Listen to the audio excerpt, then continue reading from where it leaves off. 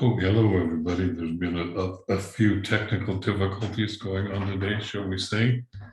It's now almost a half hour past, and we're just barely got let in. And here comes somebody else who is going to be with me today, Kathy Mason. Once she turns her video and sound on, we'll be able to begin. Hi, Kathy. Hi. That was interesting. Yes.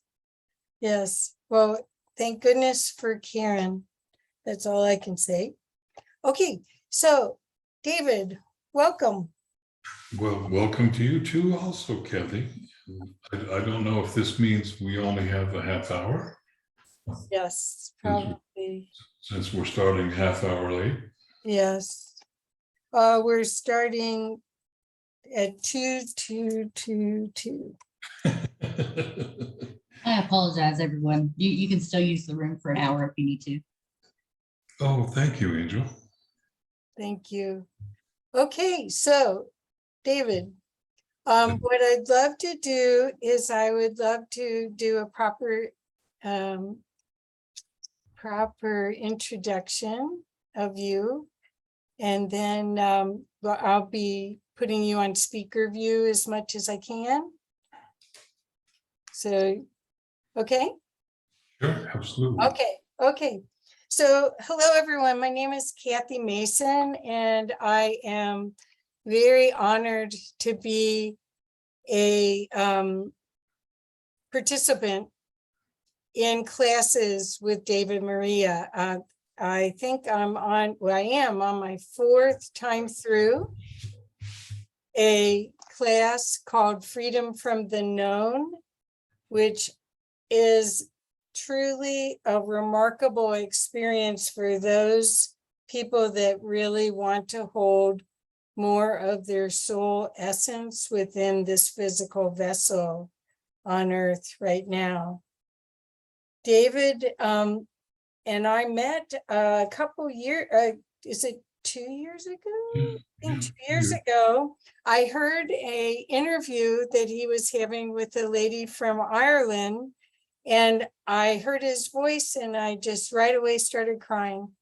There was something about the resonance of his voice, which you'll get to hear, that definitely opens up a much bigger space for you to experience love and the void that we live in. So, David, let's talk about we're in Peace Week as part of Unity Earth and the whole World Unity Week group. We're also, so we can talk about unity and peace, but let's first let people hear a little bit of your story, if you could, so that they would know what an opportunity you offer. Oh, that's you know that I don't really like to talk about my story that much anymore. Too bad. I understand. I'm just talking about myself. That's okay. My story is just my story. Everybody on the planet has one. Mine happens to, in some cases, to be fairly spectacular, or filled with fireworks, if you will. I was called through dreams in December of 2018 to go to Kenya. And I went with two other friends, Beth Curia and Teresa Lutnager, and we discovered that we were going there to attend the annual Peace Vigil, which circumambulates around Mount Kenya every year. And we arrived there, and Beth is Kenyan, so she's obviously Black. And then there's Teresa and I. We're the only white people amongst, I don't know, I'm really poor with numbers in crowds, maybe 800 to 1,000 people. And it was fabulous. And it turns out that the man in my dream that came and invited me to come was the seer that was doing the invocation before the ceremony. So when I met him, there was an instant recognition between the two of us of who each one of us is. I was really calm on the outside, but on the inside, I was shattered. I completely fell apart. I had no idea what was going on. I was in such an altered state of consciousness that it's a miracle that I could speak, and actually I couldn't. Any eloquence that you've ever heard come from my mouth was not present on that day. It was just gibberish, because apparently I had the gift of tongues, which meant that I had 40 tongues and they were all speaking at the same time in different languages. And we won't even focus on that. But afterwards, he gave each one of us a blessing. And when it came time for me, he heard Spirit say, no, don't give him a blessing, give him everything. And it was like being struck by lightning 4 or 5 times in quick succession. And I really went into an altered state then. It took, after returning from Kenya, it took me maybe 3 months of integration work just to get stable with all of the new energy that was coming in. I literally sat in my living room on the Oregon coast for 3 months, staring out the window. And that was about as much as I could muster. More than a couple of people thought that I had completely had a psychotic break. And I just laughed and smiled because there was none. It's just a major expansion of consciousness. And it was really big and really quick. And that has integrated fully in me at this particular point. I mean, I'm hesitant to say fully because I have no idea what God has in store for me tomorrow or even later this afternoon. But out of that has come a series of classes. There's currently 11 and there's 2 in process. I offer them individually, but I also offer them as a jump in consciousness, a transformation of consciousness. So when we're talking about unity and we're talking about peace, it's almost unimaginable to me that we can talk about peace without having a deep conversation about consciousness and who each and every one of us is on the planet. We're all unique. I mean, it doesn't take a rocket science to look around and see how unique and different we are, each one unique fractals of Source, of God. And we bring different gifts with us, different energies, different frequencies, different songs, if you will. And yet, just like in a really large chorale, when you put all of those individual songs together, now you have this magnificent symphony. And it is, in my opinion, and from my perspective, it is dependent, making the shift that we're doing. It's not enough to be peaceful. It's not enough. It requires a bigger shift in that. It requires a shift inside each and every one of us to remember who we are. And when we peel away, just like an onion, when we peel away all of the excess layers of conditioning that we have gathered around us, because it has been somewhat of a choice. When we peel them all back, there we are as Source. There we are as the Creator, and we are not separate from, we are not at a drop in the ocean. We are the ocean in the drop that is manifest here with each one of us. So we are fully embodied human beings in consciousness, connected directly, completely and totally with Spirit, with God. And I love the expression that my dear friend Wanda Vitale uses. We're like a leaf that the slightest puff of breeze effortlessly blows us wherever Spirit wants us to go. There's very little of I used to joke, and it's still true, that I went to Africa, but David didn't come back. I did, but David didn't. Personality was let go of. Not immediately. I mean, you could recognize the difference in who I was, the difference in my energy, what it felt like to be around me. But I still have my own quirky little personality, and it's funny, but it's less relevant every single day. It has less impact. It's just part of my old life that occasionally whispers at me. So when we're talking about global unity, it's easy to imagine everybody, quote unquote, getting along, but to actually be peace, to connect so deeply into your heart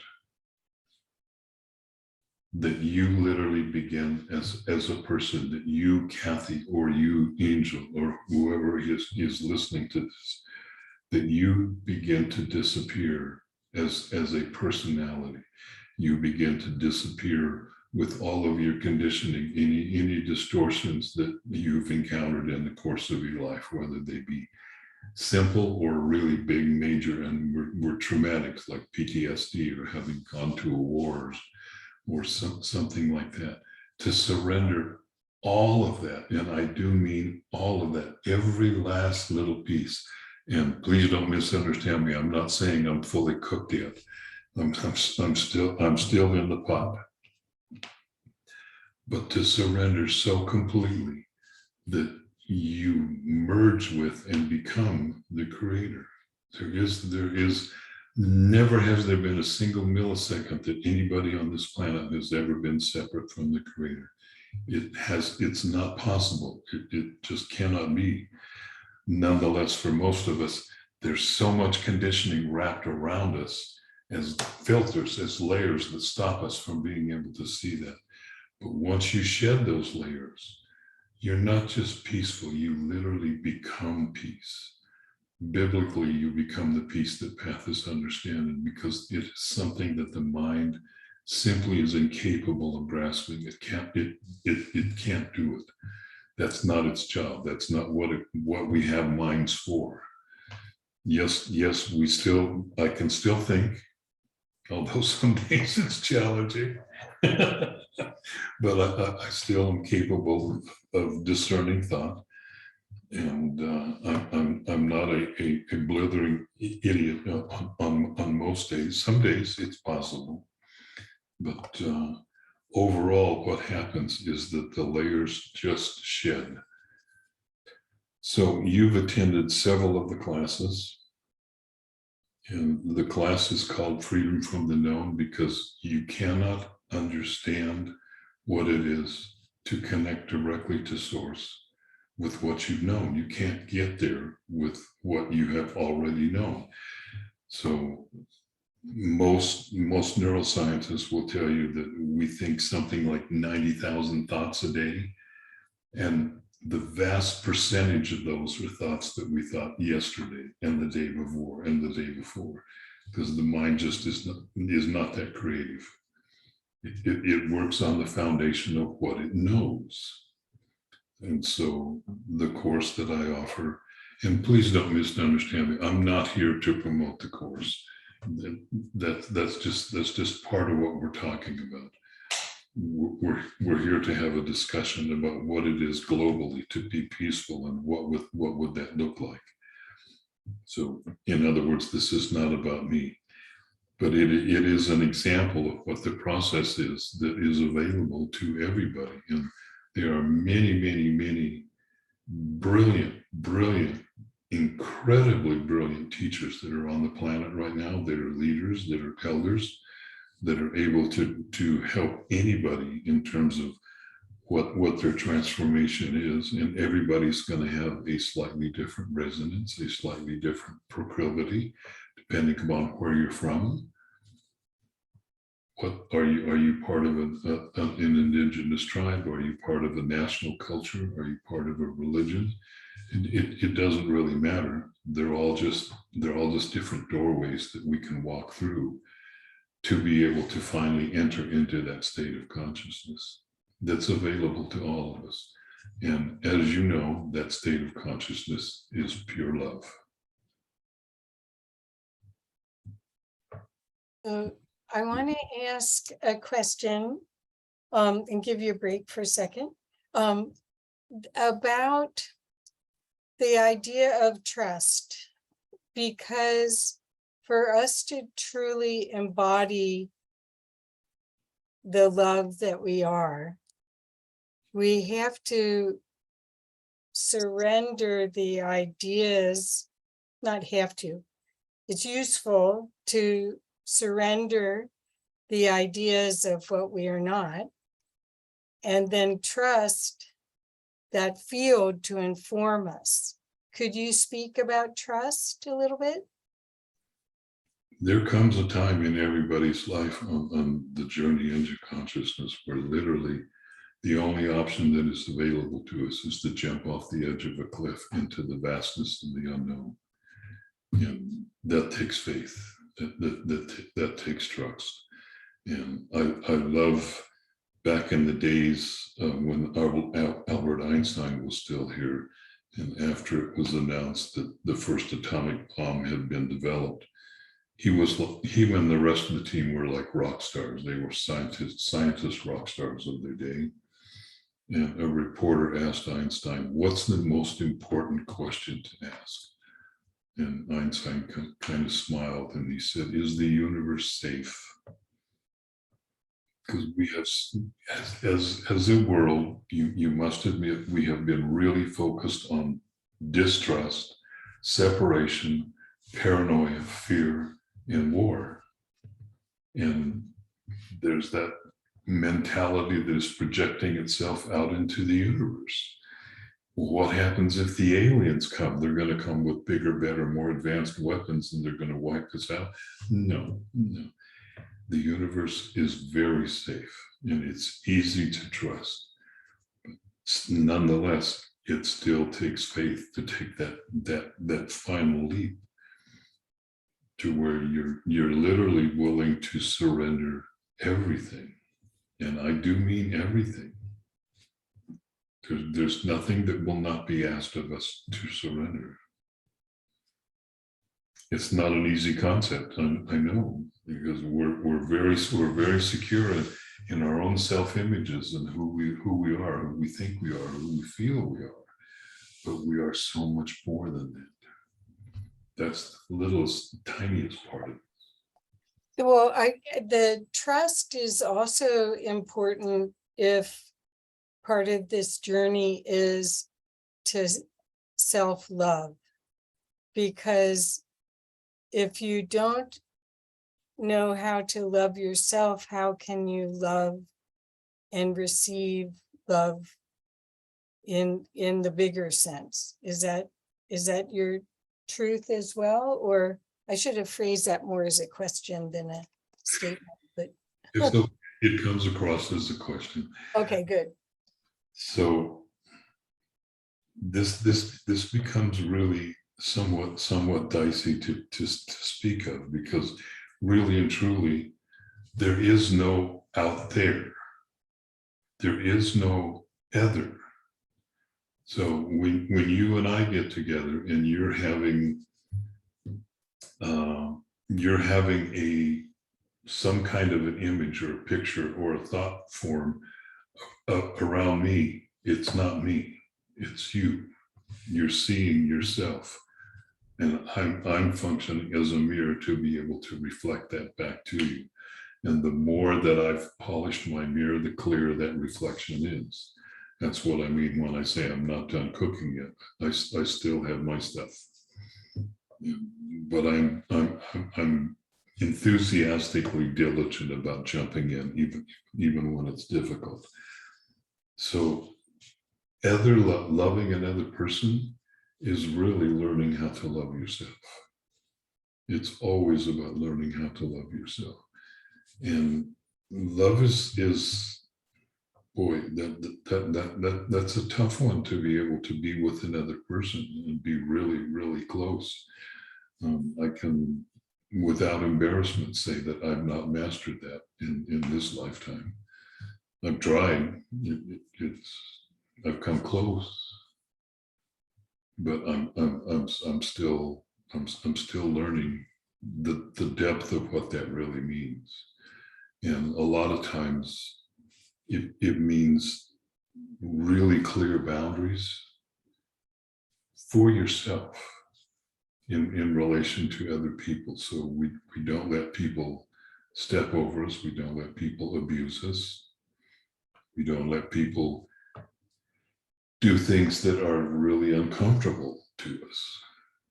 And we set those boundaries in order to be able to establish that we do really and truly love ourselves. We love ourselves enough to be able to practice self-care with ourselves. So it becomes really interesting to when it goes out, when it goes out to other people. And at one level, it's exactly what Ron Bell said in his famous quote, but we're all just walking each other home.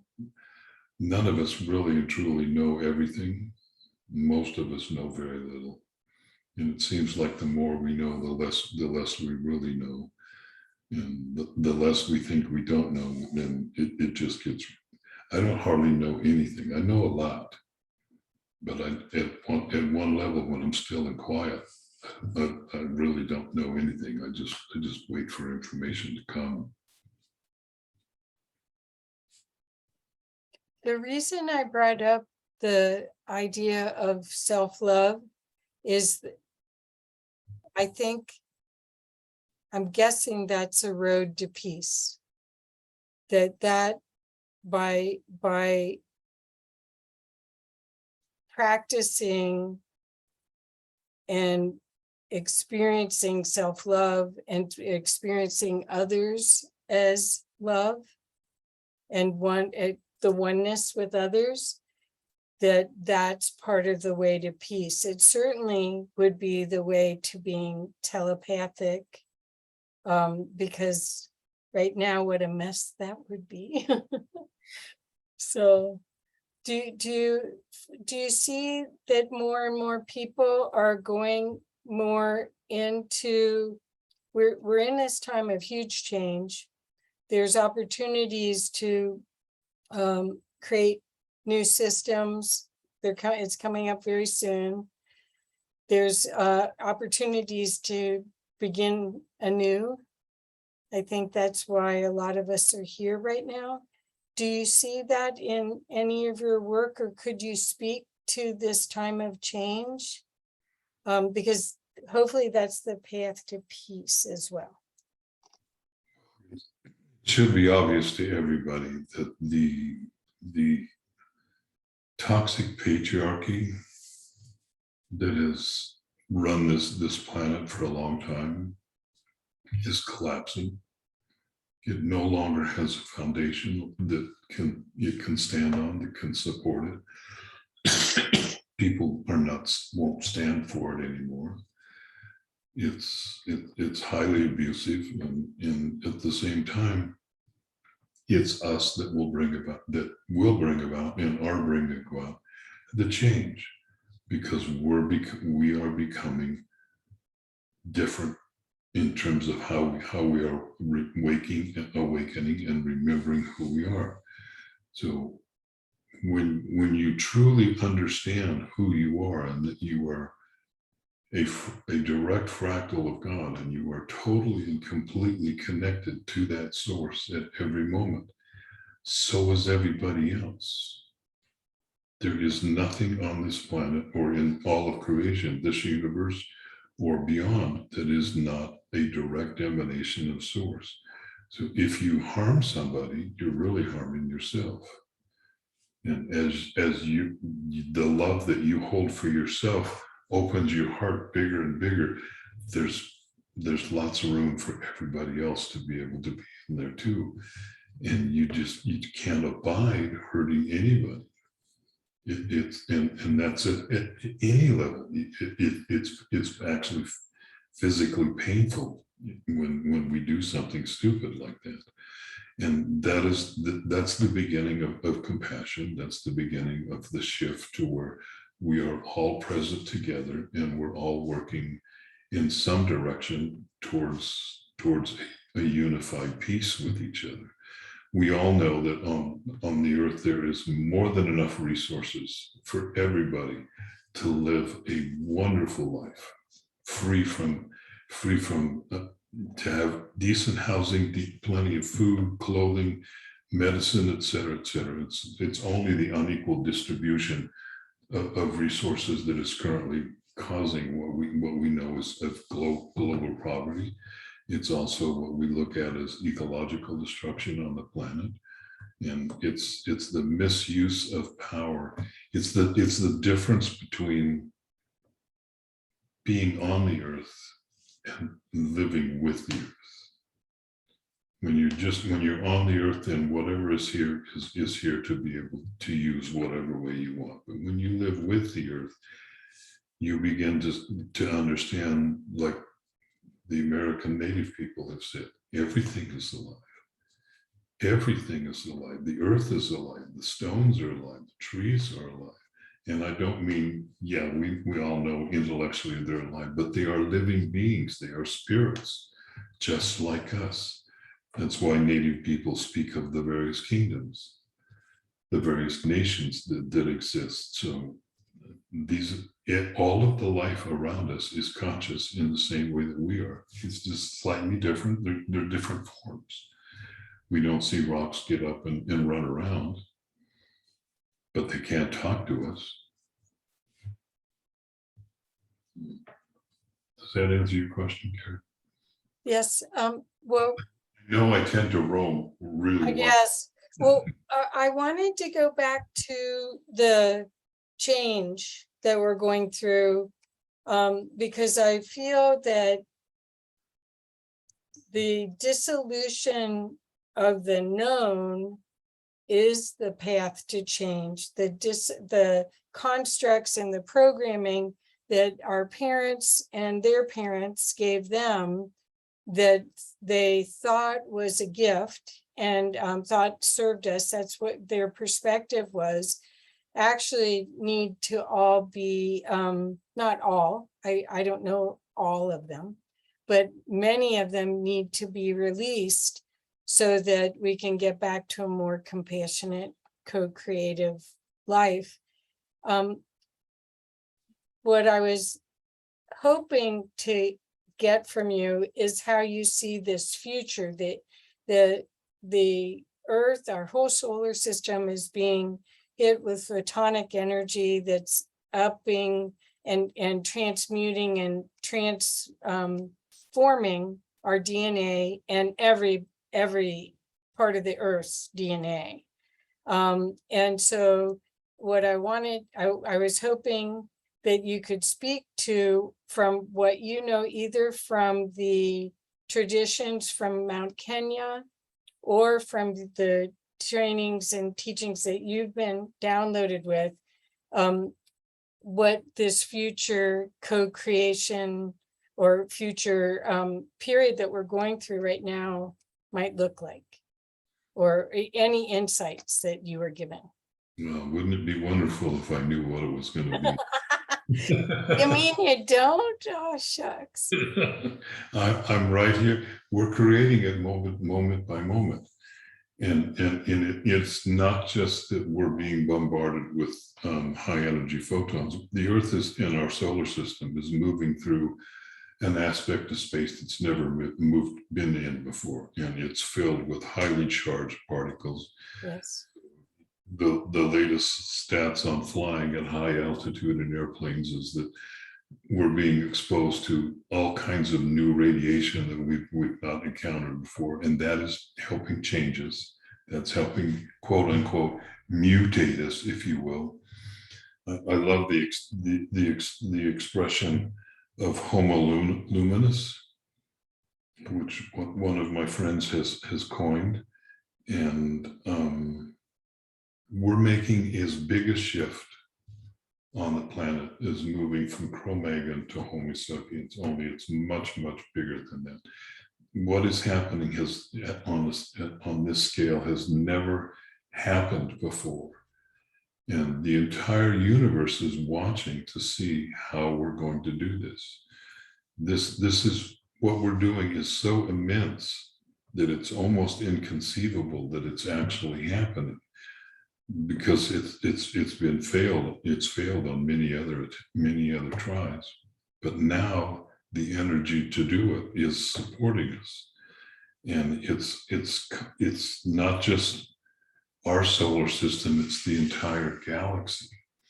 So if you look at the galaxy rotates. It spins, and there is an energy wave that comes out of the center of the galaxy. Ben Davidson, the fabulous scientist, speaks of it as the galactic current sheet, and it ripples. And as it moves through the galaxy, when it encounters a star, that star goes nova. It might be a big one, it might be a little tiny one. Stars do micronovas all the time. And that we're in between a wave portion, and there's another one coming. They have a name for it. I can't remember the name, or scientists have a name for it, but there is this huge energy wave that is moving through our galaxy, and it is transforming everything in its path. What that's going to look like, I don't know. Personally, I envision crystal cities descending from the sky, appearing from the sky. I envision all of the world's old sacred centers that have been shifted dimensionally, so they're no longer in physical, but etherically, energetically, they're still there, returning, coming back online. That's just my vision, but remember, it's not just me. This is a co-creative effort on the part of everybody. So if 99.9999% of the people think that it's going to be a manifestation of a big cube, that's what it's going to be. But it depends upon how much each one of us can just let go and allow what is going to happen. It's the transformational wave is upon us, and there is no escaping it. And the easiest way that all of us can work is just to allow it to happen. There's not really a lot to do. In fact, there's less doing. And just sitting in silence, sometimes we know. And knowingness comes to us, and we know that it's the truth. It's not originating from the ruminations inside of our heads someplace, which is usually based upon something that we've experienced or we've heard from somebody, and we're still carrying that around, whatever it is. There's a vast difference between knowingness and thinking. And when that knowingness comes, then it's not uncommon that we walk through that with some kind of an inspired action. We're inspired to take action, and that's when things can really happen. That's when things can really begin to change, because you have the full force of your soul moving with that energy to help you go forward. Which almost every single presentation that I've watched in terms of the last 10 days of all the presentations, that's what's happening. People are not just doing it because they want to, they're inspired to do this. They're inspired to take the action. Perfect. I want to also ask about release of fear. One of the things that I've watched and then also experienced with your work is a fearlessness about showing up, which is what you're talking about as far as passion, and people finding their voice and their purpose maybe. But could you talk about fearlessness and the possibility for us to live in a fearless world? So fear is one of those artificial overlays. Part of one of the layers of the onion skin. It's not us. It's not real. It actually doesn't exist outside of our believing that it exists.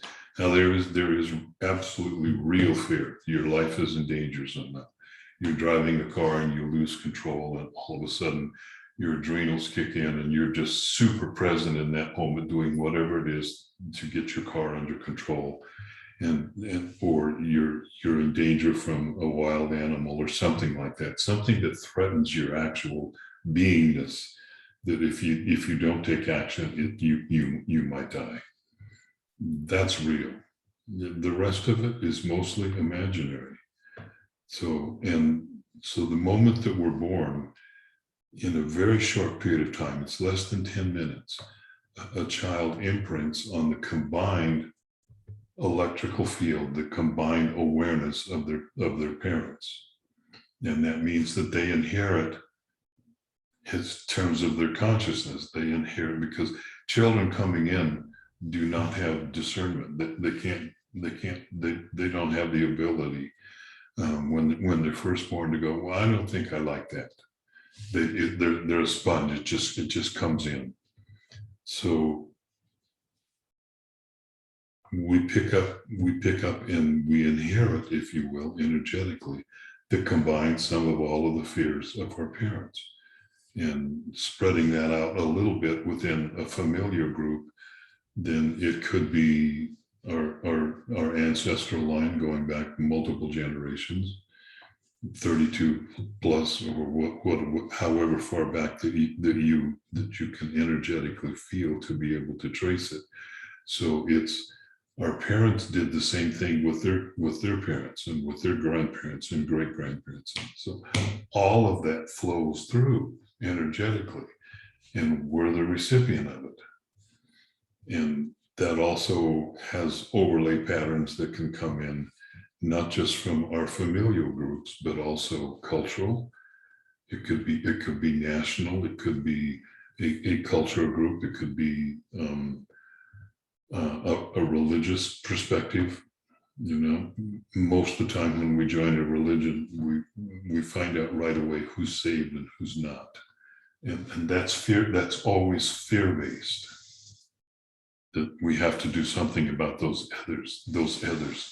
So, but as we know, there are no others. It's all just us. So it turns out that fear is actually, as an energy, part of our auric fields, is really easy to remove.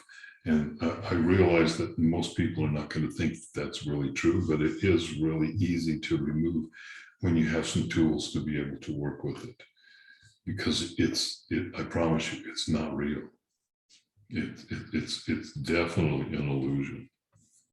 So and just look at the news media and the way around the world, all of the countries and the governments, they cast fear in a really wide net, and that net is usually separation. It's those other people are going to get us, or those other people are the ones that are responsible. And yet, if you travel to other countries, if you travel to foreign countries, you meet people that are just like you. They're human beings, and most of the time they understand and want to meet others from other countries. They may have issues with other governments, but not with the people. So as has been said many times, there are way more things that unite us than separate us. That's perfect. So when you think of the opportunity to co-create a different experience, and we're talking about, we may actually be even a different species. Barbara Marx Hubbard called us Homo luminous, I think, and then you had another name like that as well. it's more light-filled beings. And so is that what when Samuel said, give it all to him, or when the source that he works with said, give it all to him, is that what he did to you? Was he started your Womo luminous? Transformation. Yeah. He opened a channel. What was going to happen with that came up to me. I knew right away that this is whatever it is, something I have to make my own. So even though I have a deep connection with the seers in Kenya, even though I have been accepted as the first ever white person within the society of the 12 seers, I've been accepted as an elder seer, as the first ever 13th. They don't teach me. I don't get specific teachings about Kenyan spirituality, which is really, really difficult because there's 42 different tribes in Kenya. Remember, Kenya is a compilation of the British government, not of the people that live there. So an old compilation of the Kenyan government. So what comes through me is what comes through me. Samuel is my dear brother. There's no question about it. And I'm accepted in his family as a family member, and I'm treated that way. I'm welcome there anytime. But he is, I mean, if I need counsel, I can talk with him occasionally, but he doesn't give me solutions. I see. Okay. He doesn't tell me what to do. He doesn't give me specific information about Kenyan spirituality. That information is out there if people want to look and study it.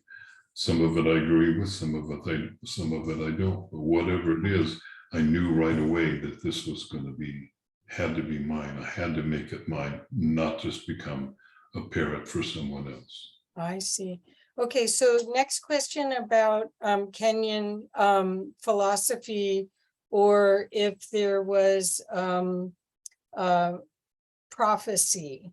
Were you aware, because there's Hopi prophecy of this time. There's a lot of indigenous have a prophecy about this time that we're in. Was there a Kenyan prophecy that you were aware of? Here's the thing about prophecy. And this is my perspective, okay? Somebody else can have an entirely different perspective.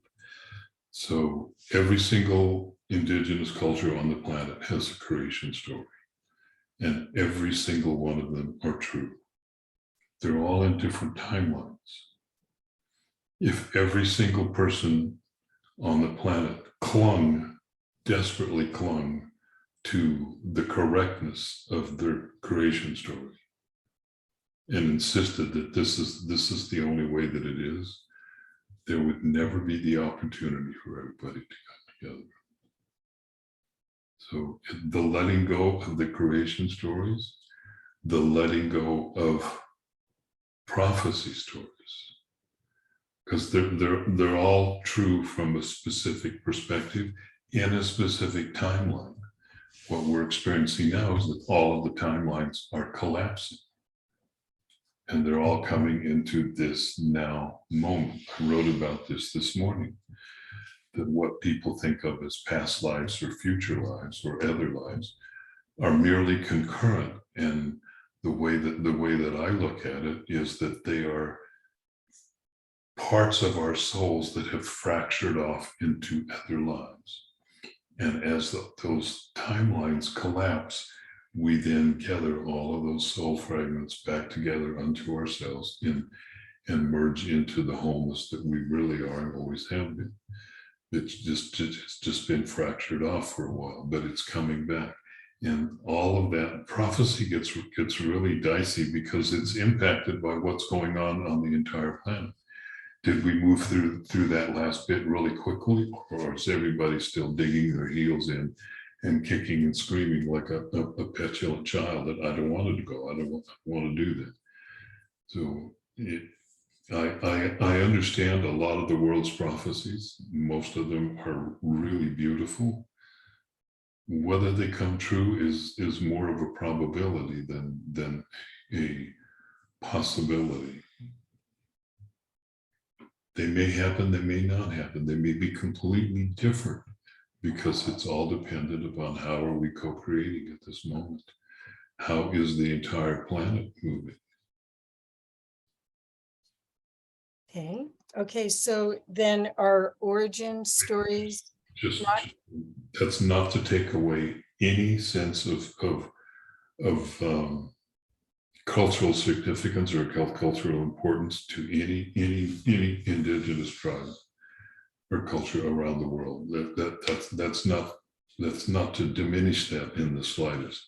right. I'm just saying that sooner or later, I don't care who you are or what your belief systems are, sooner or later, in order to merge back with source, you're going to have to surrender everything. Yes. And Well, and whatever anyone believes is true and created. So, okay, so, but there's a lot of people working on their origin story. There's a lot of, I love it, actually. There's something very entertaining about it, about knowing what planet or what star system we may have really come from and all of the true history. Do you find that any of that is going to be valuable in these times for us relinquishing by knowing our beginning? It'll help us evolve, or do you feel that that's not necessary? no, I think it's a distraction. Oh, okay. I like it though. You're totally free to like it all you want. It's so this is up to each and every one of us. So I merely comment on what is my perspective. So would you like to know what my answer is when people Yes. ask me where I'm from? Yes, where? That's my answer. Mm, I don't know. And it doesn't matter. okay. Okay. So part of the reason I think that we're being watched and being supported by galactic resources is that we're actually changing physically while we're still embodied. And absolutely. So could you talk a little bit about that? Because there's a lot of fear about that, about dying or dying to this physical vessel. There's a lot of fear about it. So remembering everything in context, fear is an illusion. It's a delusion. There's nothing to be afraid of. No one is going to die. The personality that we have carried, the self-image, because most people believe that they are their thoughts. And if you look at the nature of most people's thoughts, that's a horrible, frightening story.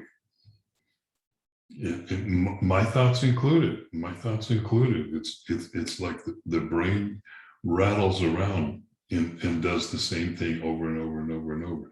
It does not take us out of our conditioning. You cannot use it to get out of our conditioning.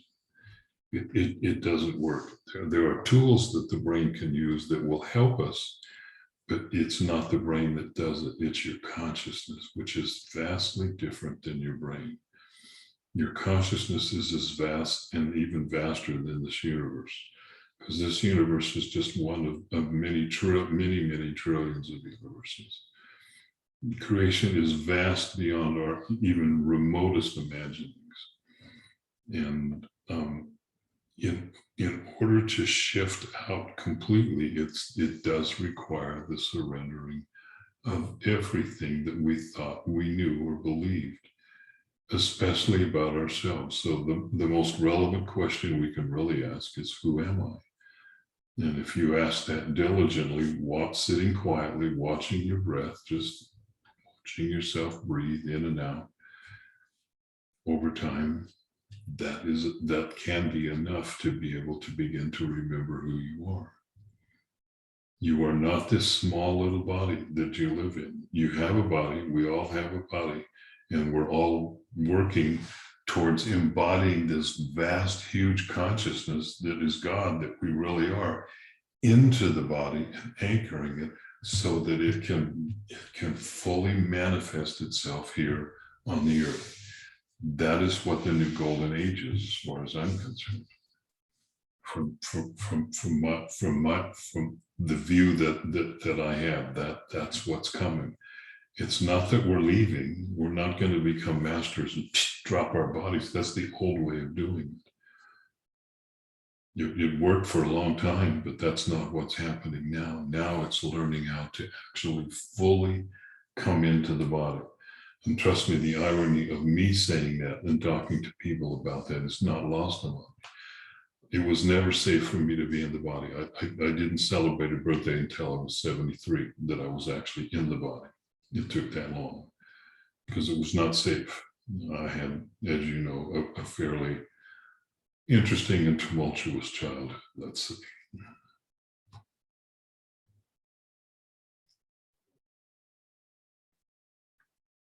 Thank you.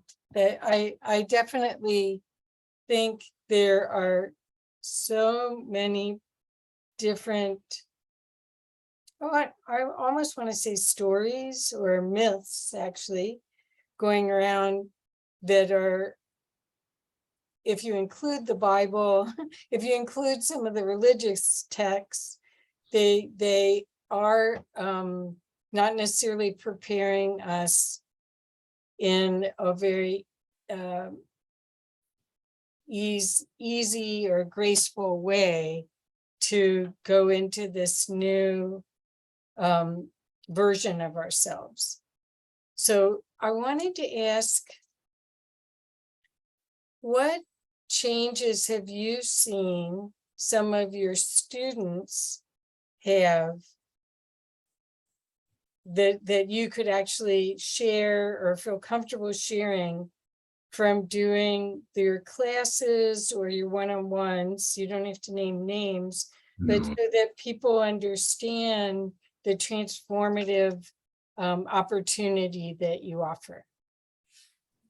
there have been people that have come to either one-on-one sessions or classes that have described initially that they can't feel anything because their heart is just shattered, and they cannot hear words when you talk with them because nothing makes a connection inside of them because it's completely shattered. And it's, for that particular person, it was a unique journey for them. It took a while for them to be able to come back, but they're more integrated and more whole. Probably the most common thing that people comment on is that they discover a new sense of peace within themselves. They're able to connect with the stillness inside of themselves. That is not, it's not artificial, it's not forced, it's completely organic and natural for them to be able to sit and not obsess over thinking, to just sit and be, to just be present. That's probably the single most common thing that people talk about or share with me. Some obviously talk about elevated states of consciousness that they're now able to access. And that's going to be completely and totally different for everybody because everybody is a unique expression of spirit. Even though we're all the same, we're all one. We're all interconnected to each other at every single moment and telepathic with each other. nonetheless, we are unique expressions, and we all have unique gifts and proclivities that came with us that are part of our soul. It's much like what I mentioned earlier, that each one of us has a note, and when we all sing it together, it's a symphony. We form a chorale, and I can't remember the gentleman's name. There was a composer from Canada that did a new thing he had people do a Zoom call and record themselves singing a single note. And we're talking thousands of people. And then he took all of those those Zoom photographs of each person, and then took their notes and made a symphony with them, to where they would repeat at various points, or maybe people did a progression of notes. It's just phenomenal, and that's kind of what we're doing. We're finding out what is the puzzle piece that fits us all together into this immense harmony, rather than that is a reflection of we, rather than I. I gets really old after a while, doesn't it? It just ignores the fact that we have neighbors or people in other countries. But I love that concept of the symphony. That's a beautiful expression of how we could all work together too, if we all were self-realized in our note, then we'd be able to co-create at a much higher level. That's beautiful. So at one level, this is all a dream. We're all making it up. If you don't like the way your life is, well, then change it. It's your dream. And what we beliefs are really stubborn. It is possible to live your life without believing anything. To just be present, to just be still and be an emanation of God. It doesn't require a lot of thinking, although thinking does come into it. Sometimes it requires discernment, which uses the brain. It uses the brain the way that it was meant to be used. It's not a ruler. The brain's been kind of a tyrant for most people. Right. And our thoughts are definitely gangsters and thieves attempting to steal our attention. But there's something vastly beyond all of that is available to every single person on the planet. And it's available in abundance right now.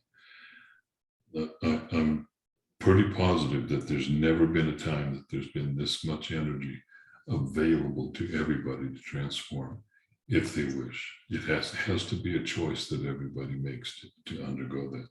But then it becomes a choiceless choice. Once you really get on the path, and it doesn't matter what the path is, all of the creation stories, all of the different religions that are on the planet, they're just doorways. And eventually they all lead to the same place. It's so perfect. And we are walking each other home, and that's actually the delight of it, because being the observer of your thoughts, being the observer of the movie, your own little movie that you've staged, it allows you to wake up every morning anew. Every morning we are brand new. Yep. Isn't it cool? Last night I had a really wonderful dream. We had some rain here recently in Mount Shasta, and I slept with the windows open, and maybe around 1 o'clock, 1:30, something like that, I woke up to the sound of a gentle rain falling, only it sounded like bamboo wind chimes. Oh, wow. It sounded like rain. So there were tonal qualities to it, multiple frequencies. And this will be a point that you and everybody please just feel free to laugh at me, because this is the symbolism that came through my consciousness. So what was presented was this very plain, very simple bowl.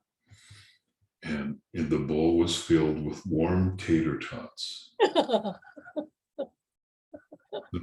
I love tater tots. I don't eat them a lot because they're let's just say they put weight gain on me.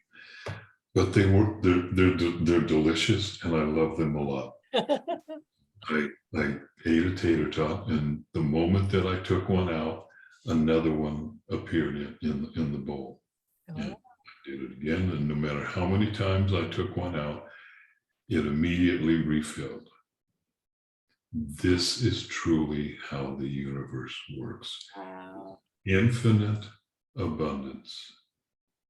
Stop and just feel what it's like, that creation, the entire force of creation. Think of all of the energy and the momentum that is in just creating just this universe, let alone the rest of creation.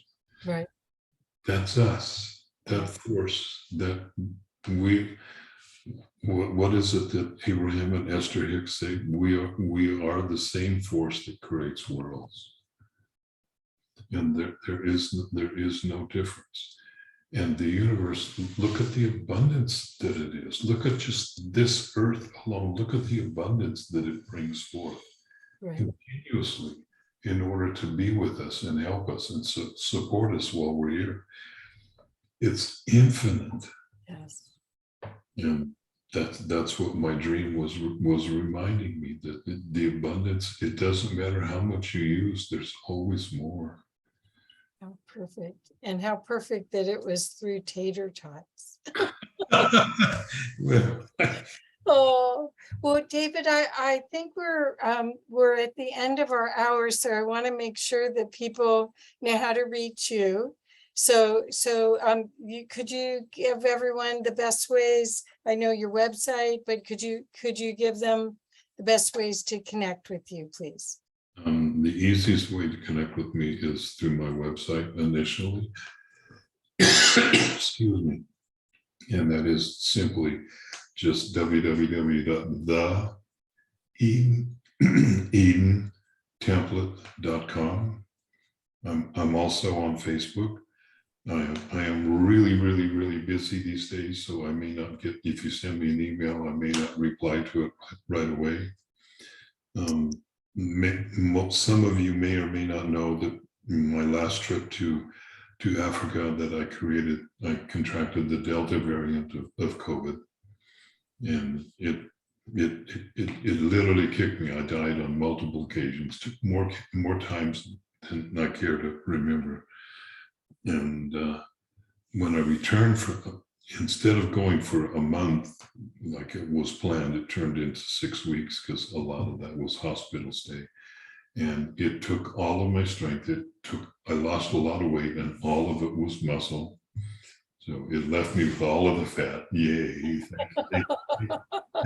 Thank you, COVID. It's so appreciative of you. And I'm still regaining that strength. I'm still working on it. When I returned from Kenya in the beginning of February, then it became clear that I had long COVID. So that began a 4-month recovery plus just to clear that. And I thought I had my strength back. No, it's still building. And sometimes you can hear it in my voice. Sometimes there's a hiccup in there. Sometimes there's a cough. And no blames. It's my creation. It's the COVID is what I use to bring up everything to begin to start to let go of and release it. It was like a big cosmic flush. Well, we're glad you made it through, and we're sorry that your last upgrade was so dramatic, but because that was dramatic. You didn't have to keep dying, but So But, there's multiple opinions about what was happening while I was dying. oh, Some people saw me leaving. I saw myself just traveling. And I'm a frequent flyer when it comes to traveling in the universe, and it's easy to do, and I do it every night. So I just saw that as a deeper extension, and I had just undergone a major upgrade, and what was accessible to me expanded immensely, and I was enjoying it. I was having a good time. It looked like, to the doctors and the nurses, it looked like I was dying, but I was never really in danger of completely leaving the body and not returning. There are differences of opinion from different people about that, and that's okay. okay. Okay, well, I'm glad a lot of your students were meeting.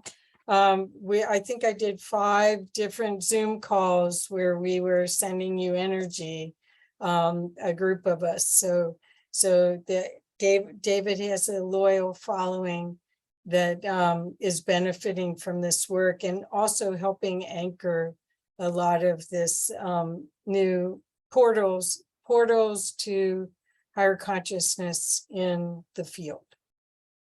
So thank you, David.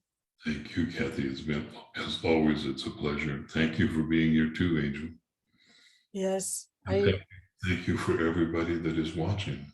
yes, and we are recording, so we'll make sure that you get a recording as well. I asked Angel to be complete, and she said soon, but I don't know what that means. we did have some technical difficulties. Yeah. So it's only fitting that we have some in coming to completion too. Oh, no, I know we don't have to. So, Angel, I hope you'll come online with us for a second. 2 minutes, she says. We have 2 minutes. So Okay. what would you like to talk about for 2 more minutes?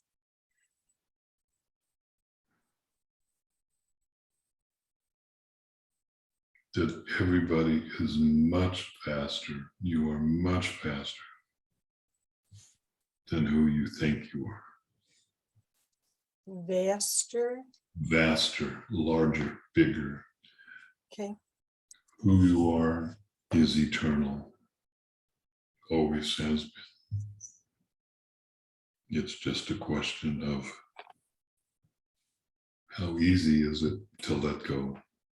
How easy is it to, and please don't misunderstand me. I went through a whole process this last weekend that I thought, oh my God, I'm losing it. And it's just I got into a loop with some familial energies through my family line. Some people know I don't really talk about it, but I did not have an idyllic upbringing.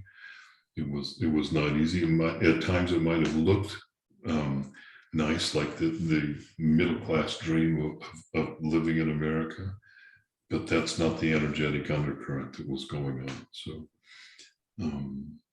what was happening this weekend was clearing. So as everybody knows that comes to any of the classes or courses that I offer, I always include myself in whatever it is that's going on, because I'm doing this with everybody else.